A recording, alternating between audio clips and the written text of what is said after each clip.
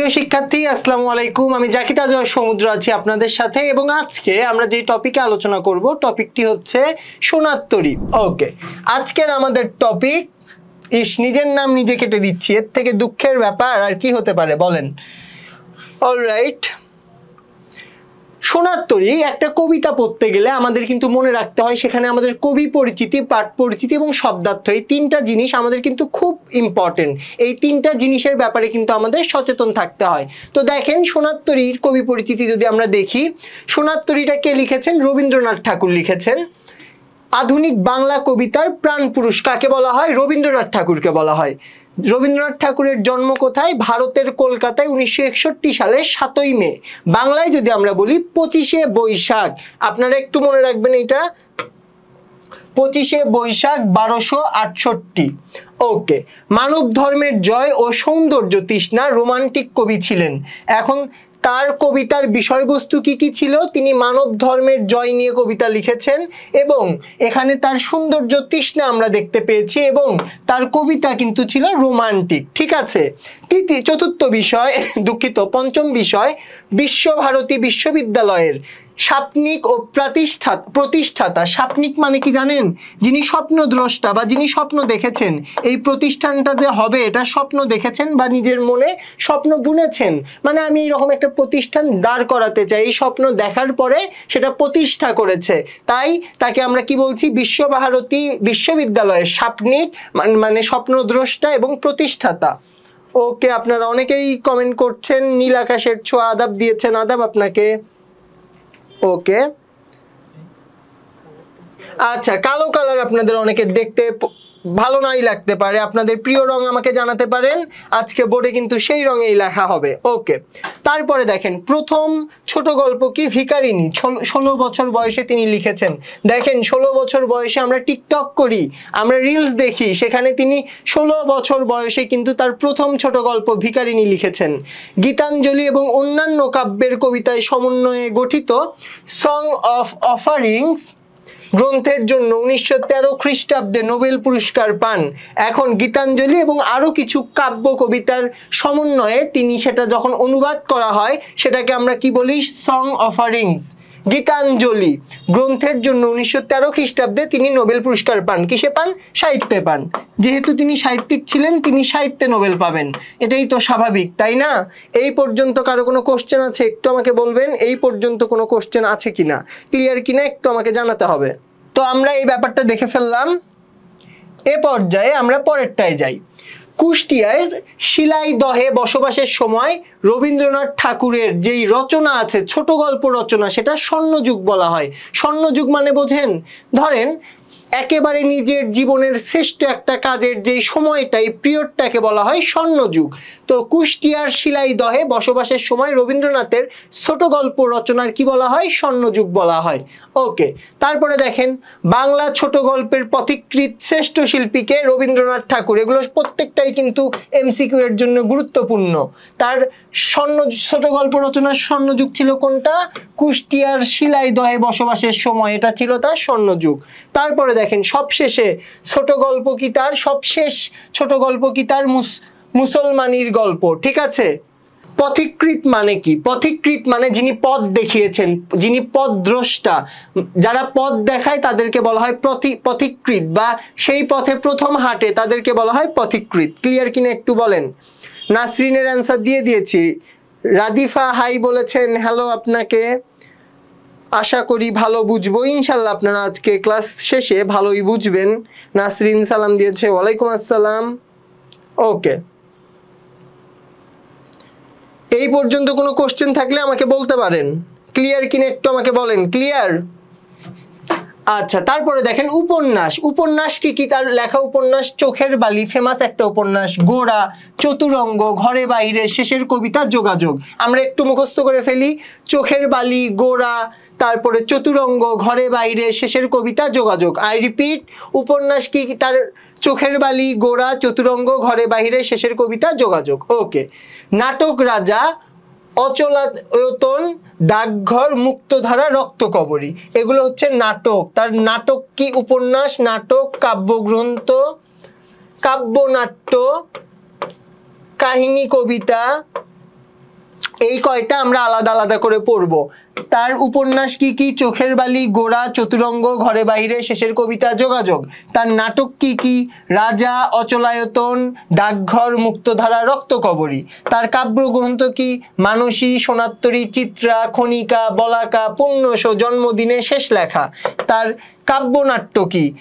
তার কাব্যনাট্য বিসর্জন ও চিত্রাঙ্গদা। চিত্রাঙ্গদা এটা কিন্তু প্রচুর আসে, এটা 2টা স্টার দিয়ে রাখেন, একটু একটু স্ক্রিনশট নিয়ে নেন। কাহিনী কবিতা কি? কথা ও কাহিনী। কাহিনী কবিতা, কথা ও কাহিনী। তার মৃত্যু কবে? 7ই আগস্ট 1941 সালে। ঠিক আছে, এই জিনিসটার একটু স্ক্রিনশট নিয়ে নেন, খুবই গুরুত্বপূর্ণ একটা বিষয়বস্তু। এখান থেকে কিন্তু প্রচুর পরিমাণে কোশ্চেন আসবে। ওকে, রবীন্দ্রনাথের উপন্যাস যেগুলো আছে, কি কি উপন্যাস দেখো, কি কি উপন্যাস তার? চোখের বালি, গোরা, চতুরঙ্গ, ঘরে বাইরে, শেষের কবিতা, যোগাযোগ। এগুলোকে আমরা কিভাবে মনে রাখবো? গোরা শেষের কবিতার 4 অধ্যায় লিখতে গিয়ে, ধরো গোরা হচ্ছে একটা ছেলের নাম, ছোট ছেলের নাম, গোরা একটা ছোট ছেলের নাম। গোরা শেষের কবিতার শেষ 4 অধ্যায় লিখতে গিয়ে চতুরঙ্গের চোখের বালিতে পরিণত হলো। 2 বোন মালঞ্চ ও রাজস্বীকে ঘরের বাহিরে, মালঞ্চ রাজস্বীকে ঘরের বাহিরে যোগাযোগ করে পেল না বলে বউ ঠাকুরানীর হাটে খুঁজতে গিয়ে নৌকা ডুবি হলো। ঠিক আছে, আমি গুরুত্বপূর্ণগুলো মার্ক করলাম, এখান থেকে কিন্তু তোমরা গুরুত্বপূর্ণগুলো মনে রাখতে পারো। এখন গোরা নামের একটা ছেলে, ছোট্ট একটা বাচ্চা, শেষের কবিতার 4 অধ্যায় লিখতে গিয়ে চতুরঙ্গের চোখের বালিতে পরিণত হলো। চতুরঙ্গ ধরো একটা মানুষ, সে যখন শেষের কবিতার 4 অধ্যায় লিখতে গেল তখন চতুরঙ্গের চোখের বালিতে পরিণত হলো। চোখের বালি মানে কি? চোখের বালি মানে অপ্রিয় বস্তুতে পরিণত হলো। ঠিক আছে, 2 বোন মালঞ্চ রাজস্বী, এরা হচ্ছে 2টা বোন, ঘরের বাইরে যোগাযোগ করে পেল না বলে বউ ঠাকুরানীর হাটে খুঁজতে গিয়ে নৌকাডুবি হলো। এভাবে কিন্তু তোমরা এই ইন্ডিকেট যেভাবে করে দিলাম, এভাবে কিন্তু তোমরা সবগুলা মনে রাখতে পারো। ওকে, আকাশের ছোঁয়া বলেছে কোনো প্রশ্ন নেই। আইরিন বলেছে ডান, তানিন বলেছে ডান।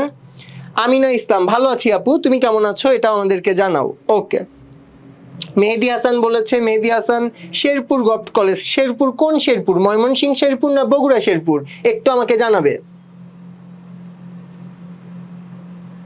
ওকে, কে কোন জেলা থেকে আছো এই ব্যাপারটাও কিন্তু আমাকে বলতে পারো। ছোট গল্পটা কিভাবে মনে রাখবা? পোস্টমাস্টার কাবলিওয়ালা দেনা পাওনার কর্মফলে হৈমন্তী দিদির পত্র রক্ষা করতে পারলো না। এখানে দেখো পোস্টমাস্টার, তারপর কাবুলিওয়ালা, দেনা পাওনা, তার হৈমন্তী, এই যে একটা লাইনের মধ্যেই কিন্তু তার প্রত্যেকটা রচনাকে আমরা সুন্দরভাবে নিয়ে এসেছি। তো এগুলো নিয়ে যদি আমি এখন কথা বলতে যাই আজকের ক্লাসটাও শেষ হবে না, তাই খুব বেশি কথা বলবো না, তোমরা স্ক্রিনশট নিয়ে নাও। এবং এই শর্টকাট টিপসের উপরে আমরা একটা ছোট্ট ক্লাস। ওকে, চুয়াডাঙ্গা থেকে আছে, লালমনিরহাট থেকে বলছে, হবিগঞ্জ থেকে আছে, আর কে কোন জেলা থেকে আছো এটা কিন্তু একটু জানিয়ে দাও। আর এটার একটা স্ক্রিনশট নিয়ে নাও। আমরা ছোট গল্প উপন্যাস মনে রাখার কিন্তু শর্টকাট ট্রিক্স, এটা আমি তোমাদেরকে রেকর্ড ভিডিও আকারে দিব যাতে তোমাদের মনে থাকে। স্ক্রিনশট নিয়ে নাও, 1 থেকে 3 গুনবো, তারপরে কিন্তু আমরা স্লাইড চেঞ্জ করব। 1 2, আচ্ছা আমি আর একটু সময় দিচ্ছি, একটু স্ক্রিনশটটা নিয়ে নাও।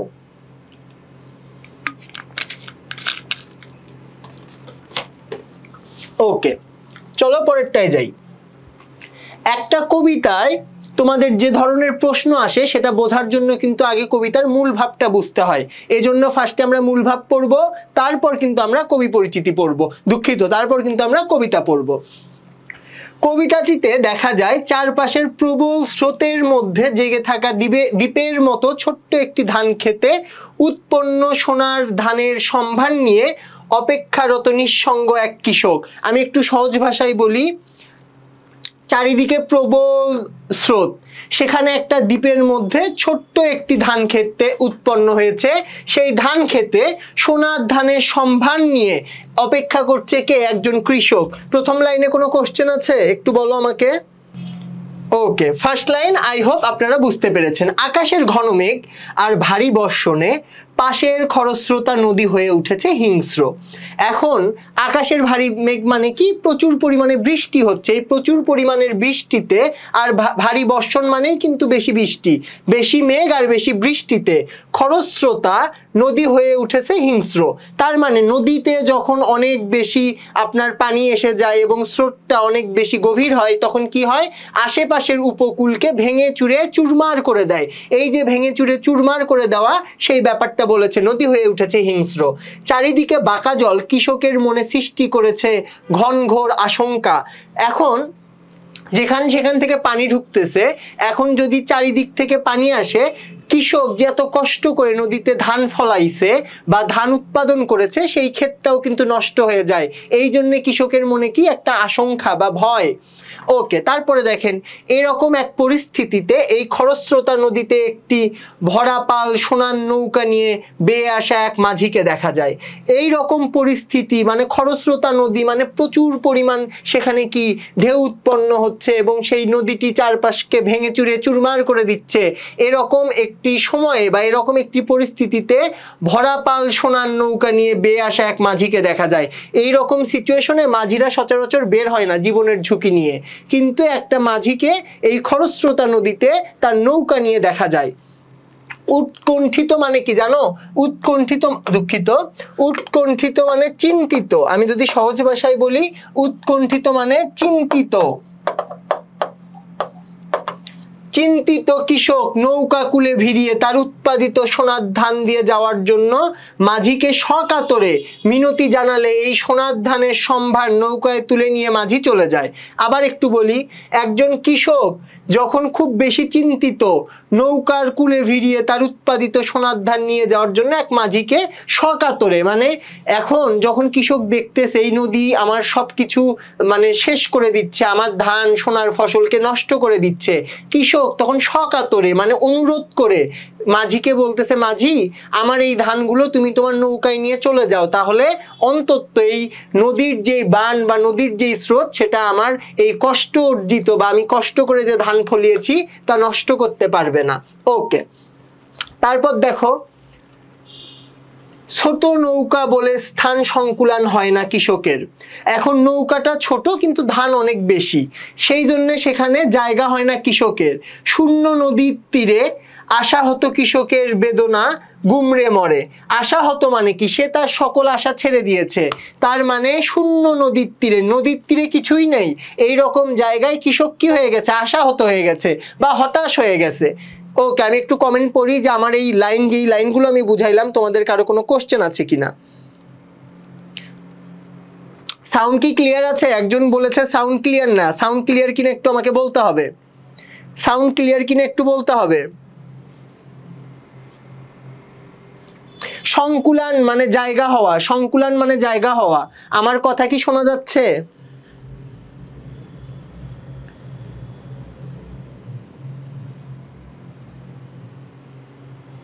আচ্ছা, তোমরা যারা শুনতে পাচ্ছ না, আমি কমেন্টও করলাম, অলরেডি একটা কমেন্ট করেছি, আমার কথা শোনা যাচ্ছে কিনা। যদি না যায় একটু স্যাড রিঅ্যাক্ট দাও, তাইলে আমি বুঝবো যে শোনা যাচ্ছে না। ওকে, ভারী বর্ষণ মানে প্রবল বৃষ্টিপাত। ভারী বর্ষণ মানে প্রবল বৃষ্টিপাত। আর কোনো কোশ্চেন আছে? ওকে, আর মনে হয় না কোনো কোশ্চেন আছে। ওকে, সাউন্ড ক্লিয়ার ক্লিয়ার ক্লিয়ার। ওকে, ঠিক আছে। তারপরে দেখো আশাহত মানে কি বলো? হতাশ হয়ে যাওয়া। সকাতরে মানে কি? খুব বেশি কাতর হয়ে বা খুব কষ্টে। তারপরে আর কি? মিনতি মানে কি? অনুরোধ। সংকুলান মানে জায়গা হওয়া। শূন্য নদীর তীরে আশাহত কৃষকের বেদনা। গুমড়ে মরা মানে কি? হতাশায় আমরা মানে কি বলবো, আমরা যখন খুব বেশি কষ্ট পাই আমরা হাউমাউ করে কান্না করি না, এটাকে গুমড়ে বলে। এটাকে আঞ্চলিক ভাষায় কিন্তু গুমড়ে মরা বলে বা গুমড়ে কান্না করা বলে। এ কবিতায় নিবিড়ভাবে মিশে আছে কবির জীবন দর্শন। জীবন দর্শন মানে কি জানো? জীবনের প্রতি দৃষ্টিভঙ্গি বা জীবনটাকে তুমি কিভাবে দেখছো। কারো কাছে জীবন মানে হচ্ছে সারাদিন পড়াশোনা করে ভালো একটা চাকরি করে অনেক টাকা টাকা ইনকাম করা, কারো কাছে জীবন মানে হচ্ছে ইবাদত বন্দিগি করে পরকালের জন্য তার মানে জান্নাত নিশ্চিত করা, অনেকের কাছে জীবন মানে হচ্ছে আবিষ্কার করা, নিজের নাম খ্যাতি ছড়িয়ে দেয়া। তো এক একজনের জীবনের দর্শন এক এক রকম, এক একজন জীবনে এক এক রকম করে বড় হতে চায়, এক এক রকম করে বাঁচতে চায়, সেই কথাই বলেছে। এখানে কি বোঝানো হয়েছে এই কবিতায়? নিবিড়ভাবে মিশে আছে কবির জীবন দর্শন। মহাকালের স্রোতে জীবন যৌবন ভেসে যায়, কিন্তু বেঁচে থাকে মানুষের সৃষ্ট সোনার ফসল। তার ব্যক্তি সত্তা ও শারীরিক অস্তিত্বকে নিশ্চিতভাবে হতে হয় মহাকালের নিঠুর কালগ্রাসের শিকার। কালোগ্রাস মানে জানো? কালোগ্রাস মানে থাবা বা কোনো তোমার কষ্টে অর্জিত কোনো কিছুর উপরে যখন কোনো একটা বিপদ আসবে সেটাকে বলা হয় কালগ্রাস। বুঝতে পেরেছো কিনা একটু আমাকে বলো। খরস্রোতা, খরস্রোতা মানে হচ্ছে যে নদীর যেই ঢেউ আছে সেই ঢেউয়ের যখন অনিয়ন্ত্রিত আগমন ঘটে তখন আমরা সেই নদীকে বলি খরস্রোতা নদী, বা যেই নদীর স্রোত অনেক বেশি সেটাকে আমরা বলি খরস্রোতা। যিনি কথা শুনতে পাচ্ছেন না তিনি একটু ডাটাটা অফ করে অন করেন, আই হোপ আপনাদের কানেকশনটা ঠিক হবে, কারণ আমিও কিন্তু আপনাদের মতো দেখতেছি লাইভ, তো আমার কাছে কিন্তু ক্লিয়ার লাগতেছে। ঠিক আছে, আমি কিন্তু কথা শুনতে পাচ্ছি। ডাটাটা অফ করে, হ্যাঁ আমি কিন্তু কথা শুনতে পাচ্ছি। ওকে, সবাই বুঝতে পেরেছেন? শ্রাবণী বুঝেছেন, জেসমিন বুঝেছেন। ওকে, আর কে কে বুঝতে পেরেছেন একটু বলেন। তানিয়া বুঝতে পেরেছেন, সাইফুল বলেছেন আলহামদুলিল্লাহ। ওকে, আলোক দিশারি বুঝতে পেরেছেন, জিনা তারা বুঝতে পেরেছেন। ওকে, আপনারা যারা যারা কমেন্ট করেন নাই বা রিয়াক্ট করেন না, একটু রিয়াক্ট বা কমেন্ট করে দেন, তাহলে কিন্তু আমি বুঝতে পারবো আপনারা কে আছেন আমাদের, কে কে আছেন আমার সাথে। ঠিক আছে, ওকে ঠিক আছে।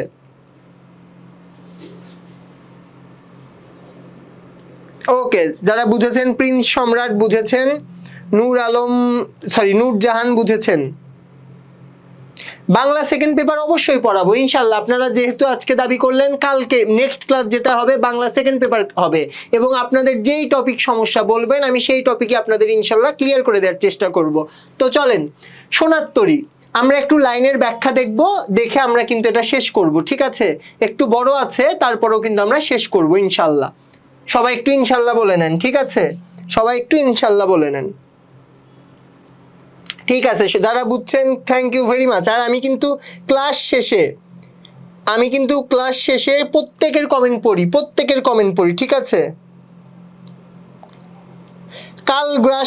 কালগ্রাস মানে কালো থাবা, কিংবা হচ্ছে আপনার কষ্ট অর্জিত কোনো জিনিসের উপরে প্রতিকূল কিছু এসে পড়া, বা নর্মাল ভাষায় যদি আমি বলি বাধা আসা, এটাকেই বলে কালগ্রাস। ঠিক আছে, ওকে সবাই ইনশাল্লাহ বলেছেন, তাইলে আমরা এখন শেষ করি। গগনে গরজে মেঘ ঘন বরষা, কুলে একা বসে আছি নাহি ভরসা। গগন মানে কি? আকাশ। গগন মানে আকাশ, গরজে মানে ডাকে, অর্থাৎ আকাশে মেঘ ডাকে। গগনে গরজে মেঘ, আকাশে মেঘ ডাকে। ঘন বর্ষা, বর্ষা প্রকৃতির রূপ তুলে ধরেছে। বর্ষা মানে কি? বর্ষা, অর্থাৎ বর্ষাকালে আকাশে কি হয়? মেঘ ডাকে। কুলে একা বসে আছি নাহি ভরসা, তার কুল মানে এখানে বোঝানো হয়েছে ইহ জগৎ বা পৃথিবী, বা এখানে কবিতায় মেইনলি বোঝানো হয়েছে সে একটা নদীর কূলেই বসে আছে, সেখানে তার কি নাই? ভরসা নাই, মানে সে একটা আশঙ্কায় আছে, সে একটা ভয়ে আছে। ধরেন আপনার কালকে পরীক্ষা, আপনার কোনো পড়াশোনা হয়নি, আপনি একটা ভয়ে থাকবেন না, সেই ব্যাপারটাই বলেছে। কুলে একা বসে আছি নাহি ভরসা, সে কোনো ভরসা পাচ্ছে না, শঙ্কা বুঝিয়েছে। এখানে নাহি ভরসা দ্বারা কি বুঝিয়েছে? শঙ্কা বুঝিয়েছে। ওকে, রাশি রাশি ভাড়া ভাড়া ধান কাটা হলো সারা, সারা মানে শেষ হওয়া। এখন কৃষক অনেক ধান উৎপাদন করেছে, সে কি করেছে? রাশি রাশি ধান কেটেছে। ভাড়া ভাড়া, ভাড়া ভাড়া মানে অনেক বা বিপুল ধান রাখার পাত্র। ভাড়া মানে কি? ভাড়া যেখানেই তো মানে এইরকম একটা ডালা, এটা আঞ্চলিক ভাষায় আপনাদের কার কি বলে আমাকে বলতে পারেন।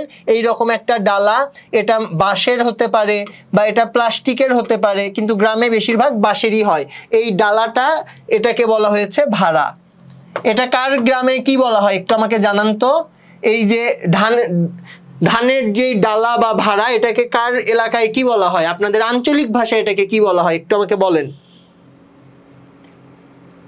আমাদের ক্লাস কিন্তু প্রতিদিন 8:30তেই শুরু হয়। এখন অনলাইন ক্লাস যেহেতু আপনারা বুঝতেই পাচ্ছেন যে আমাদের কিন্তু অনেক সময় টেকনিক্যাল একটা ব্যাপার থাকে, সেটাকে নিয়ন্ত্রণ করতে 2-4 মিনিট আমাদের দেরি হয়, বা এটা খুবই স্বাভাবিক একটা ব্যাপার। তো এ বাদে কিন্তু আমরা একেবারেই মানে খুব ইজিলি কিন্তু আমরা 8টা বা 8:35-এর মধ্যে ক্লাস শুরু করি। ভাইয়া আমি তো হিন্দু মেয়ে, তাহলে ইনশাল্লাহ না বলে কি বলবো ভাইয়া?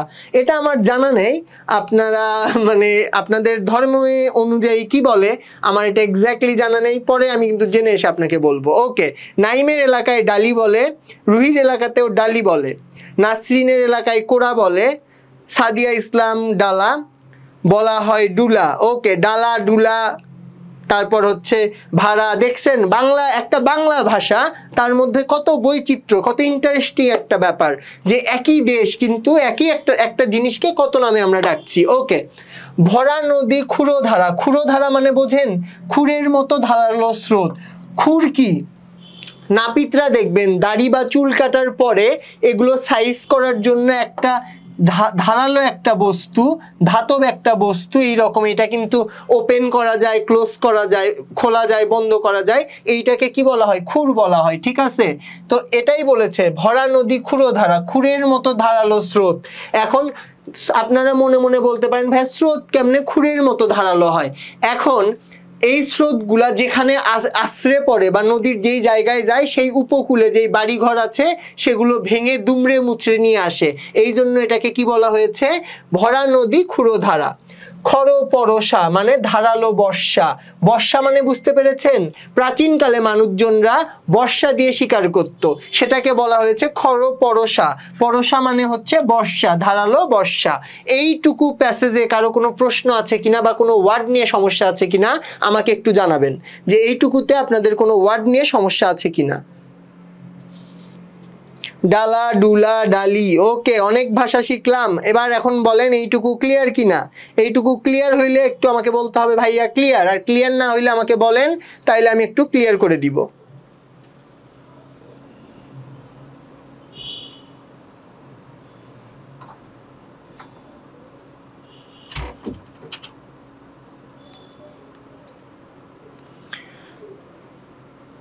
একটু আমাকে একটু বলতে হবে কারো কোনো কোশ্চেন আছে কিনা, কোশ্চেন থাকলে একটু বলতে হবে, আমি তোমাদের ক্লিয়ার করে দিব।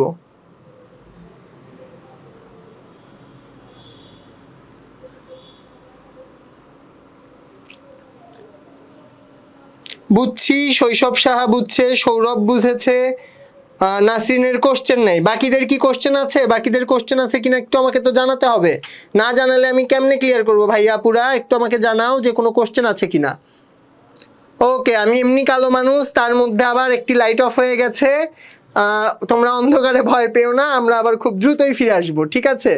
ওকে, কারো কোনো কোশ্চেন আছে কিনা একটু আমাকে জানাও। তোমরা কি আবার আমাকে দেখতে পাচ্ছ নাকি হরর মুভির মতোই লাগছে? একটু ব্যাপারটা কিন্তু জানাতে পারো, ঠিক আছে? দেখতে পাচ্ছ কি আমাকে? আমাকে কি দেখা যায়? ওকে, সব ক্লিয়ার ক্লিয়ার ক্লিয়ার ক্লিয়ার। মারুফ আলম, লেট করে ফেললাম, কেন লেট করে ফেললেন? সপ্তাহে একদিন আপনাদের সাথে দেখা হয়, আপনারা সারা সপ্তাহ না ঘুমায় একটু ওয়েট করবেন আর আপনারা এসে লেট করে ফেলেন, তাহলে কেমন একটা ব্যাপার হয়ে গেল বলেন? ওকে চলেন তারপর আমরা যাই।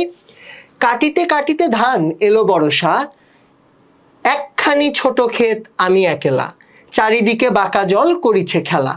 দেখেন প্রত্যেকটার সাথে কত মিল। কাটিতে কাটিতে ধান এলো বর্ষা, অর্থাৎ ধান কাটতে কাটতে কি আসলো? ধান কাটতে কাটতে বর্ষাকাল আসলো।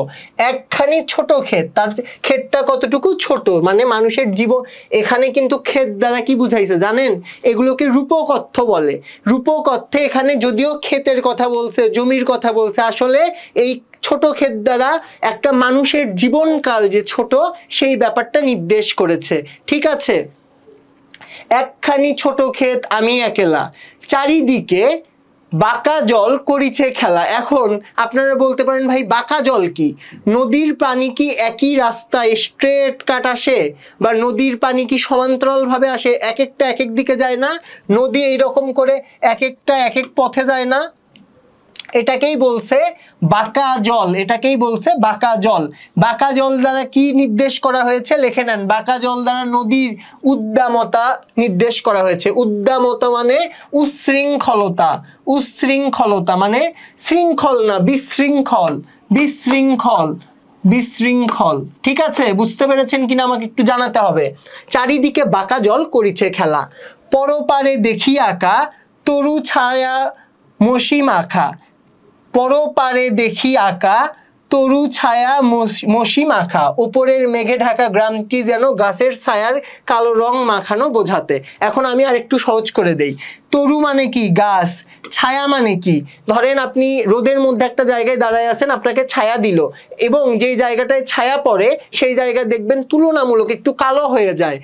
তরু ছায়া মানে গাছের ছায়া, মসি মাখা, মসি বলতে এখানে কি বলেছে? মেঘে ঢাকা। ঠিক আছে, মসি মাখা মানে মেঘে ঢাকা। ওপারের মেঘে ঢাকা গ্রামটি যেন গাছের ছায়ার কালো রং মাখানো। ঠিক আছে, এইটুকু কি বুঝতে পেরেছেন কিনা একটু বলেন। গ্রামখানি মেঘে ঢাকা প্রভাত বেলা, প্রভাত বেলা মানে সকাল বেলা। ঠিক আছে, প্রভাত বেলা মানে সকাল বেলা। ওপারেতে ছোট ক্ষেত আমি একলা, ওপারেতে ছোট ক্ষেত আমি একলা, মানুষ বড়ই একা। ঠিক আছে, ওই তো একটা গান শুনেছেন না আপনারা, একা বেঁচে থাকতে শেখো প্রিয়। ঠিক এই গানটার মতোই আমাদের জীবন, আমাদের সকলকে একাই বাঁচতে হয়, এবং আমাদের জীবনে দিন শেষে আমরা কিন্তু সকলেই একা। এই যে এখন আপনারা এইচএসসি পরীক্ষার্থী মা বাবার সাথে আছেন, এই যে 1 থেকে 1.5 বছর পর আপনারা এইচএসসি পরীক্ষা শেষে অ্যাডমিশন কোচিং করতে আসবেন, ভালো একটা বিশ্ববিদ্যালয়ে পড়বেন, দেখবেন সারাদিন আপনি স্বাধীন মুক্ত, মা বাবার সাথে আপনার 20 মিনিট বা আধা ঘন্টা ফোনে কথা হবে, তারপরে আপনি আবার আপনার জীবনের মতো, আপনি আপনার মতো থাকবেন। তখন আপনার এই ফিলিংসটা আসবে, মানুষ আসলে অনেক একা। এবং পরিশেষে আপনাদেরকেও বলতে চাই, একা বেঁচে থাকতে শেখো প্রিয়। ঠিক আছে, ওকে। তো এই প্যাসেজে কারো কোনো কোশ্চেন আছে কিনা একটু আমাকে বলবেন, আমরা চলে যাব নেক্সট প্যাসেজে, এবং আমরা আজকে শেষ করব। ঠিক আছে, গতদিন শেষ করতে পারিনি দেখে আপনারা হয়তো মনে মনে গালিগালাজ করতে পারেন, তো আজকে এই রিস্কটা না নিয়ে আমরা শেষ করব। গান গেয়ে তরিবে কে আসে পারে, দেখে যেন মনে হয় চিনি উনারে। গান গেয়ে তরিবে কে আসে পারে, এখানে কবি কার কথা বলছে? মহাকালের কথা বলছে। গান গেয়ে তরিবে, তরি মানে কি? নৌকা। গান গেয়ে তরিবে কে আসে পারে, দেখে যেন মনে হয় চিনি ওনারে। কেউ একজন গান গাইতে গাইতে নৌকায় করে আসছে, এবং তাকে দেখে মনে হলো আমি বোধহয় তাকে চিনি, সে আমার অপরিচিত নয়, সে আমার পণ নয়, আমি তাকে চিনি। ভরা পালে চলে যায় কোন দিকে নাহি চায়, ভরা পালে চলে যায় কোনো দিকে নাহি চায় মানে কারো দিকে তাকায় না, কারো দিকে তাকায় না। কিছু কিছু ছেলে মেয়ে আছে না, ছেলেরা একটু তাকায়, ছেলেরা একটু আশপাশ দিয়ে সুন্দর একটা মেয়ে গেলে ঘুরে তাকায়, কিন্তু কিছু মেয়ে আছে না, একেবারে তাকায় না, কাউকে কেয়ার করতেছে না, ও যে হেঁটে যাচ্ছে হেঁটেই যাচ্ছে। তো এই যে সেই ব্যাপারটাই কিন্তু এখানে হচ্ছে। ভরা পালে চলে যায় কোনো দিকে নাহি চায়, ঢেউগুলি নিরুপায়, নিরুপায় মানে যার কিছু করার নাই, যার কিছু করার থাকে না, কিছু করার থাকে না।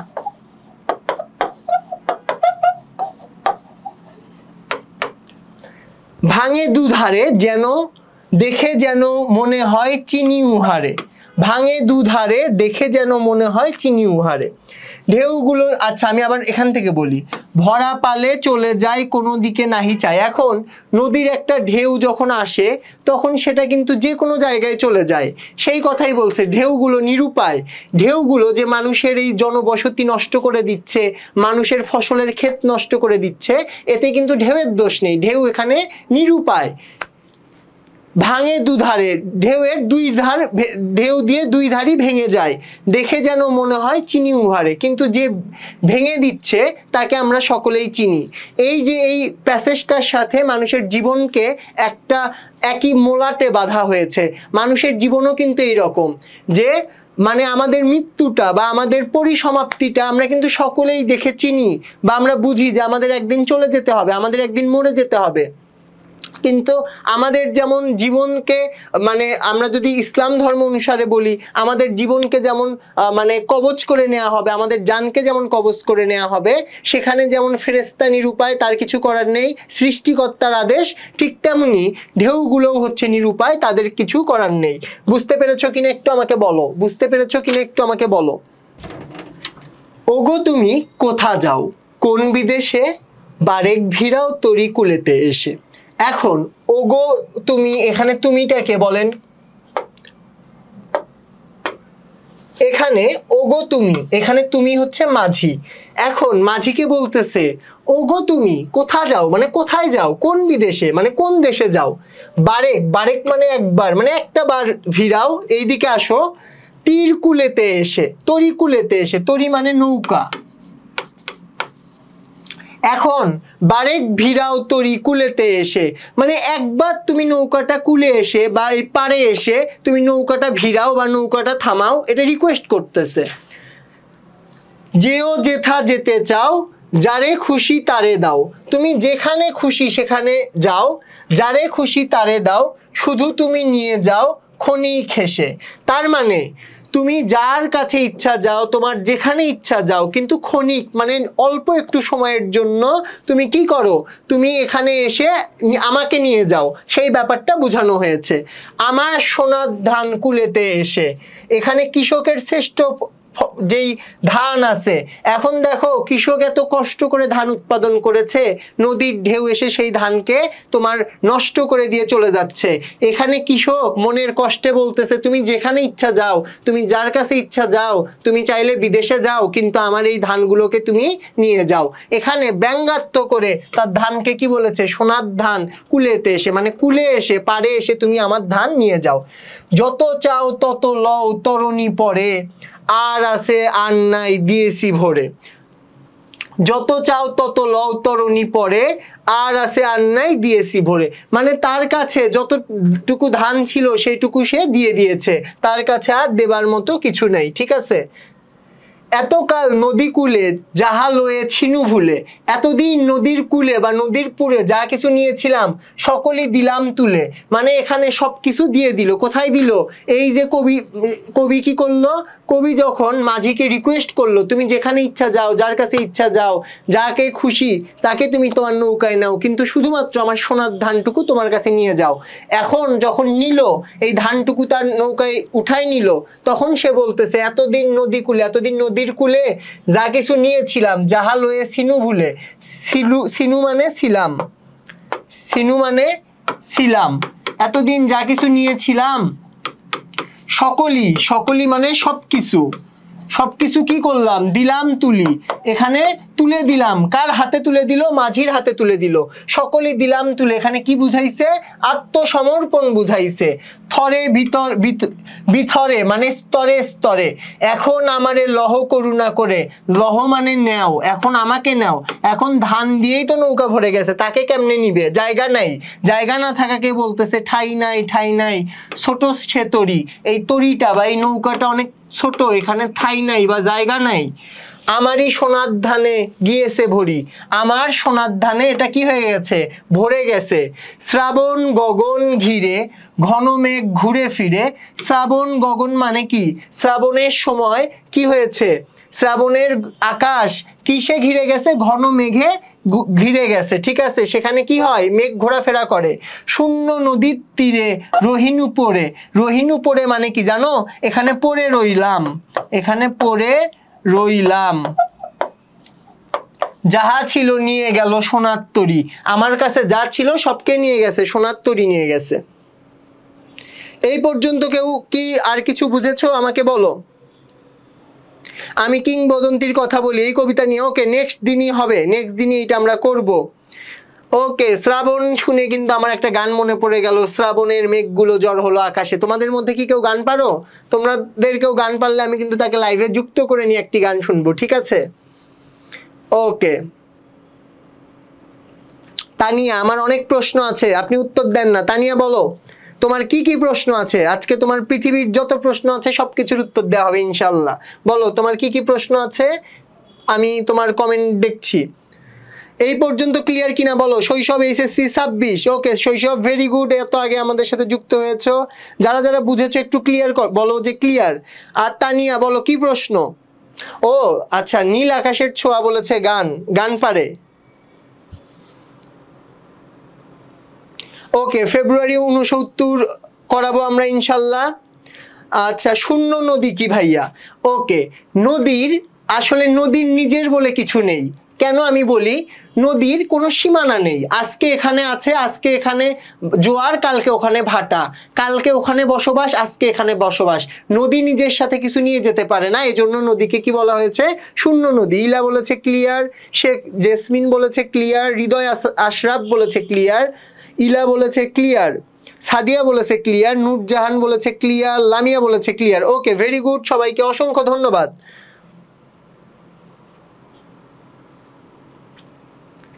ওকে এখন বলো, আমরা এই কবিতার কিছু খুঁটিনাটি ব্যাপার দেখব। কবি কোথায়, আচ্ছা এগুলো আমরা একটু পরে দেখব। কিছু গুরুত্বপূর্ণ আমরা শব্দার্থ দেখে নেই, ঠিক আছে? গুরুত্বপূর্ণ কিছু শব্দার্থ দেখি। গরজে মানে কি? গর্জন করে। আমি কিন্তু লেখার মধ্যে বলে দিয়েছি। ভাড়া মানে কি? ধান রাখার পাত্র, যেটাকে তোমরা অনেকে ডালা বললা।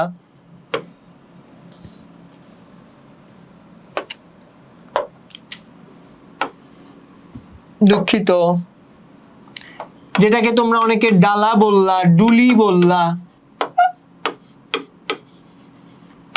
তারপরে অনেকে আরো অনেক নাম দিলা, সেটাকে আমরা বলছি ভাড়া। কিছু গুরুত্বপূর্ণ তথ্য আমি দেই। ধান ক্ষেতটি ছোট দ্বীপের আঙ্গিকে চিত্রিত, মানে এই ধান ক্ষেত কাকে বলা হয়েছে? ছোট্ট একটা দ্বীপে ধান ক্ষেত আছে, এই অঙ্গীকারে বা এই আঙ্গিকে চিত্রিত। চিত্রিত মানে কি জানো? এখানে মানে প্রকাশ করা হয়েছে, ছোট দ্বীপকে ধান ক্ষেত হিসেবে প্রকাশ করা হয়েছে। পাকা জল এখানে অনন্তকাল স্রোতের প্রতীক মাঝিনী। আচ্ছা আমি একটু সহজ করে দেই। পাকা জল মানে এখানে কবিতাতে যেই ব্যাপারটা মেইনলি বোঝানো হয়েছে আমি তোমাকে এখন রিলেট করে দেই। কবিতাতে বলা হয়েছে মানুষের জীবনটাও একটা ধান ক্ষেতের মতো।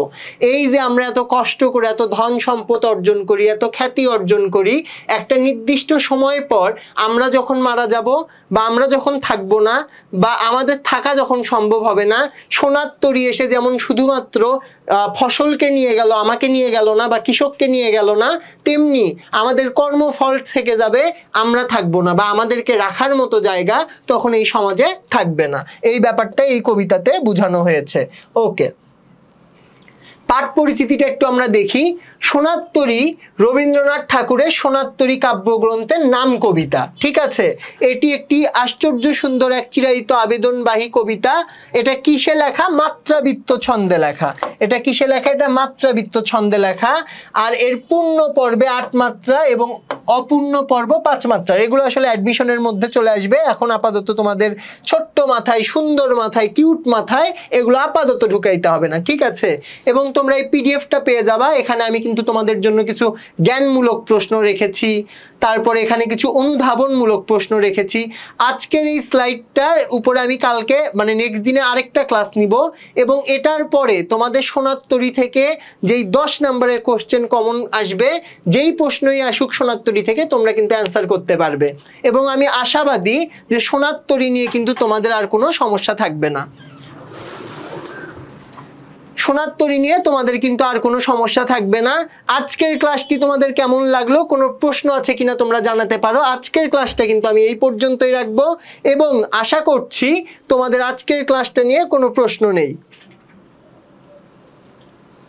মিম বলেছে আমি গান গাইলে কেউ থাকবে না। ভাইয়া ঠিক আছে, তোমার গান শুনে সবাই বিদায় নেওয়ার আগে আমি সবাইকে বিদায় দিচ্ছি। আজকের ক্লাসটি আমরা এই পর্যন্তই রাখছি। সবার জন্য অসংখ্য শুভকামনা, এবং আজকে যারা যারা যুক্ত আছো বা হয়েছিলে সকলেই কিন্তু একটা রিয়েক্ট দিয়ে যাবে, আমরা কিন্তু পরে নাম দেখব। সকলকে অসংখ্য ধন্যবাদ জানিয়ে আজকের ক্লাসটি কিন্তু এখানেই শেষ করছি। আসসালামু আলাইকুম।